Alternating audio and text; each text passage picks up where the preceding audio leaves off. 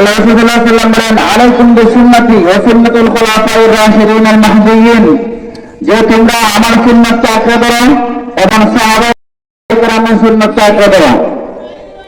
আমরা এক শ্রেণীর মানুষ যে আঁকড়ে প্রতিরের কথা, আমরা সাহাবায়ে সমালোচনা নিয়ে ব্যস্ত, সাহাবায়ে কেরামের সমালোচনা করে এমন শ্রেণীর লোক আমাদের সমাজে আছে। সাহাবায়ে কেরাম হলেন মাকবুর, আম্বিয়া রাসূলুল্লাহ হলেন মাসুম। মাসুম মানে নিষ্পাপ, আর মাকবুর মানে তাদেরকে ক্ষমা করা হয়েছে।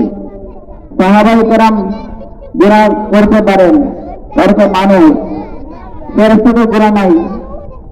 তাই সাহাবায়ে কেরাম গুনাহ করতে পারেন, কিন্তু আল্লাহ তাআলা তাদেরকে মাফ করে দিয়েছেন। কোরআনের মধ্যে আল্লাহ তাআলা স্পষ্ট দলিল হিসেবে পেশ করেছেন, রাদিয়াল্লাহু আনহুম ওয়া রাদু আন।